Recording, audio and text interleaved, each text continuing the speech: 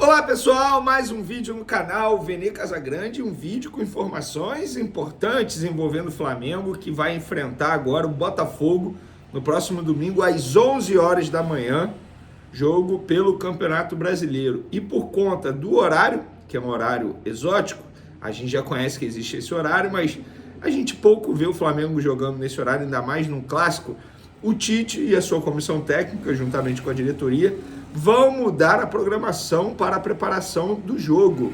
O que será que vão fazer? E eu, particularmente, gostei demais da estratégia.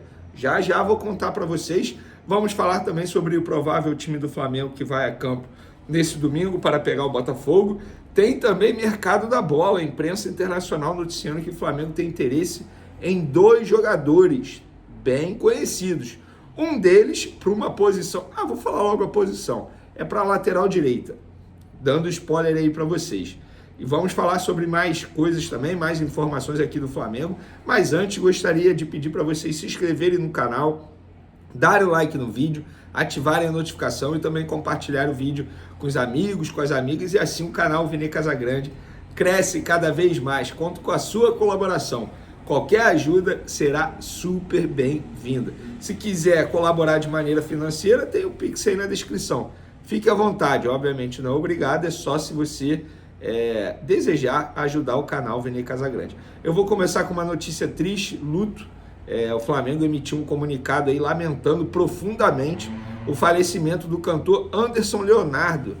À frente do grupo Molejo, levou alegria para milhões de brasileiros por décadas, cantando com reverência e leveza. Anderson sempre se orgulhou da paixão pelo Flamengo e chegou a gravar a canção Canto do Urubu, em homenagem ao Flamengo.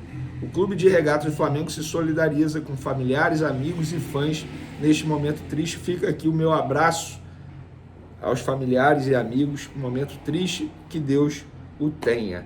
Próximo assunto, galera. O Procon notificou a equipe do Amazonas por conta dos valores dos ingressos para o confronto com o Flamengo. Que bom, né? Que bom, né? Quase R$2.000 o valor de um ingresso.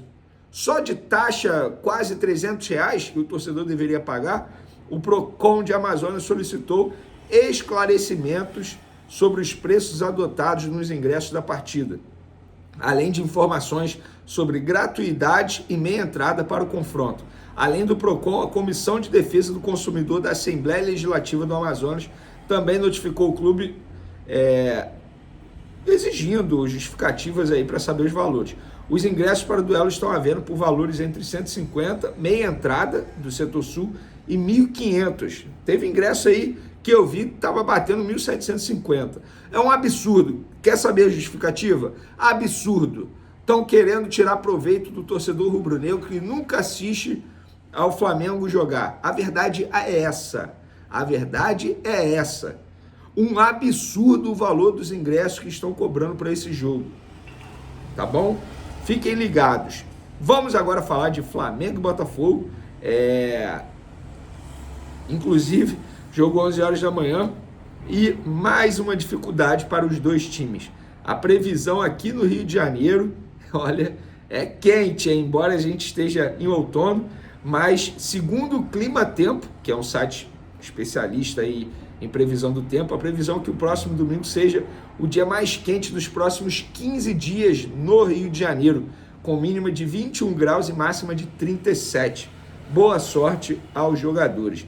No horário da partida, ainda de acordo com o Clima Tempo, a temperatura deve estar na casa dos 34 graus, com sol e tempo aberto, sem a possibilidade de nuvens ou chuva. Ainda segundo o Clima Tempo, o dia vai começar com a umidade relativa do ar em 93%, mas cai para 57% no horário do jogo no Maracanã. Boa sorte aos jogadores. Outro assunto aqui, galera, agora envolvendo o Gabigol, é que em entrevista ao portal MRN, a presidente da Autoridade Brasileira de Controle de Dopagem, a ABCD, Adriana Tabosa, afirmou que não há nenhuma perseguição ao atacante Gabigol. Na entrevista, a Adriana ainda destacou que torce para que o camisa 10 volte a atuar caso da vontade da Corte Arbitral do Esporte, o CAS. Abre aspas aí para a Adriana. Não tenho qualquer interesse na punição do Gabigol. Muito pelo contrário, a gente apresenta os dados para o tribunal. Quem faz o julgamento é o tribunal, baseado nas provas. E o que aconteceu foi que os jogadores, em maioria, decidiram pela suspensão. E ele está recorrendo. Ele ainda tem chance de reverter, se esse for o entendimento da CAS, que é a Corte Arbitral do Esporte. Espero que ele supere esse momento e que ele volte a jogar. Não há nenhuma reclamação sobre a conduta dos oficiais a ser apurada nesse momento. O julgamento corre na CAS, a quem as partes devem se dirigir nesse momento do processo, sobre qualquer fato. Ao final, a CAS publicará sua decisão, que será naturalmente comunicada à ABCD. Nesse momento, o processo está encerrado no Brasil, finalizou Adriana. Outro assunto aqui, galera. Segundo o jornalista Rodrigo Matos, do site UOL, a decisão de Tite poupar atletas na Libertadores começou no primeiro jogo da final do Campeonato Carioca. O duelo com o Nova Iguaçu teve recordes pessoais batidos pelos atletas em termos físicos. Essa demanda acabou gerando consequências para as partidas seguintes, como a necessidade de se poupar jogadores contra o Milionários na Colômbia. A diretoria não definiu prioridades entre Brasileirão e Libertadores, mas destacou a necessidade de se ganhar o Campeonato Carioca, que acabou se tornando prioridade no começo do ano. A comissão técnica tem como plano utilizar os jogadores que estão mais aptos fisicamente. Isso é medido por análise de fisiologistas, testes bioquímicos, termografia, que mede calor e possibilidade de contusões, e relatos de dores. Foi com base nesses dados que Arrascaeta foi poupado contra o São Paulo, assim como Pedro e De La Cruz contra o Palmeiras entraram no decorrer do jogo. Já a decisão de cortar grande parte do elenco titular para o duelo com o Bolívar ocorreu em uma análise realizada após o duelo com o Palmeiras. O campo sintético do Allianz Parque pesou na avaliação por ser considerado mais desgastante. O fator viagem também pesou, especialmente com a ausência da estrutura para a recuperação dos atletas no avião. O jornalista ainda destaca que, caso o duelo fosse sem altitude, a tendência é de que os atletas considerados titulares fossem levados, mas ficariam no banco de reservas ainda visando uma preservação pelo grande destaque. Na boa, continuo achando que o planejamento foi horrível, foi péssimo. Todo mundo sabia que teria jogo contra o Palmeiras, que seria em grama sintética. Todo mundo sabia que teria jogo na altitude, que seria um jogo difícil. Era só ter poupado em outros duelos. Por exemplo, era melhor ter poupado na final do Campeonato Carioca no segundo jogo. Como o próprio Rodrigo disse aqui, que foi quando os jogadores foram muito exigidos fisicamente e bateram recorde nos números. Repito, planejamento fraco, planejamento errado, na minha opinião. Falando agora do Flamengo e Botafogo de domingo, o Botafogo terá um importante desfalque para pegar o Flamengo. O atacante Quim Soares, com uma lesão muscular, vai ficar aí umas 3 semanas longe dos gramados e não enfrenta o Flamengo nesse domingo. Boa notícia para o Flamengo, péssima notícia para o Botafogo e também para o atleta, que é um atleta super importante para a equipe alvinegra. Já o Flamengo deve ir com o seu time titular. O provável Flamengo tem Rossi, Varela, Fabrício Bruno, Léo Pereira, Ayrton Lucas, Eric Pulgar, De La Cruz e Arrascaeta, Luiz Araújo, Bruno Henrique e Pedro. E para esse duelo, o Flamengo mudou o planejamento ali de preparação. O que vai acontecer? A sua programação, ela vai ter uma mudança. Primeiro, os jogadores vão se concentrar. Geralmente os atletas não se concentram, se apresentam no dia do jogo ao treinador, fazem ali toda a programação no Ninho do Urubu no dia do jogo, depois eles atuam. Como o jogo é 11 horas da manhã, o que a comissão técnica do Tite e a diretoria vão fazer? Eles vão botar a concentração, mas não no Ninho do Urubu.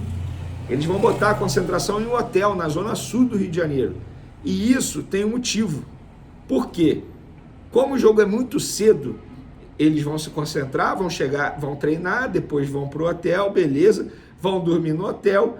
E como o hotel na Zona Sul é mais perto do Maracanã, eles vão ganhar tempo, porque o Ninho do Urubu fica a mais de 40 quilômetros do Maracanã. A distância é maior. E eles ficando perto do Maracanã é melhor para eles na preparação, no descanso. Qualquer detalhe vai fazer diferença para esse duelo. De verdade. É um horário chato, não é qualquer jogador que se adapta a atuar nesse horário. Eu vou lembrar de uma entrevista do Rodinei, que ele deu há muito tempo. Quando começou esse horário de 11 horas da manhã, a primeira vez que o Flamengo jogou, ele falou, cara, eu tive dificuldade de comer macarrão de manhã. Porque ele tem que comer algo, o atleta ele tem que comer algo para dar energia para ele. Isso não é o Vene falando, isso são nutricionistas, todo mundo fala isso. Ele tem que comer algo para dar energia, não dá. Tem gente que não tem facilidade em comer ou acordar. Eu, por exemplo, eu acordo sem nenhuma fome. Faço exercício em jejum. Agora, o atleta não, ele precisa se alimentar bem, vai disputar uma partida difícil, desgastante, num calor absurdo. Então o Flamengo mudou a preparação, a distância encurtada para apenas 12 quilômetros, mais ou menos, ali do hotel até o Maracanã, e o time vai jantar e dormir no hotel. Eu acho que acertou a comissão técnica, acertou a diretoria. Quando erra, na minha opinião, a gente critica, e quando acerta, tem que elogiar. Então, parabéns à comissão técnica. Eu confesso para vocês que eu não lembro se o Flamengo fez isso anteriormente. Eu confesso para vocês que não lembro disso. Acho que é a primeira vez. Falando agora de mercado da bola, a imprensa internacional noticiou que o Flamengo conversa com o River Plate para tentar a contratação. Não, River e Flamengo tentam a contratação de Alex Sanches. Eu já vou adiantar logo. Perguntei uma pessoa do Flamengo, essa pessoa me negou, falou que não, nesse momento não tem nenhuma conversa em andamento. Vamos para o outro jogador? Montiel, lateral direito, que a torcida do Flamengo tanto gosta, sempre pede a contratação. A imprensa internacional noticiou que o Flamengo abriu conversa para tentar a contratação desse jogador de 27 anos, lateral direito. Atualmente, ele pertence ao Sevilha, da Espanha, e está emprestado ao Nottingham Forest, da Inglaterra. Atualmente, ele é reserva no time inglês, e o Flamengo estaria conversando com o Sevilha para tentar o empréstimo de uma temporada, empréstimo a partir de julho, que é quando acaba a temporada europeia, e aqui o Flamengo ainda vai estar no meio da temporada. Eu perguntei a uma pessoa do Flamengo, essa pessoa não me negou, falou o seguinte, tá? Vou ler exatamente o que a pessoa falou. Há um tempo atrás a gente queria sim. Só isso que eu posso dizer nesse momento. Há um tempo atrás a gente queria sim. Ponto. Só isso. Não confirmou se quer agora, se não quer, nada disso. Então fica aí a informação para vocês. Valeu, galera? Agora sextou, porque o Venezinho não é de ferro. Beijo para vocês, forte abraço e fui!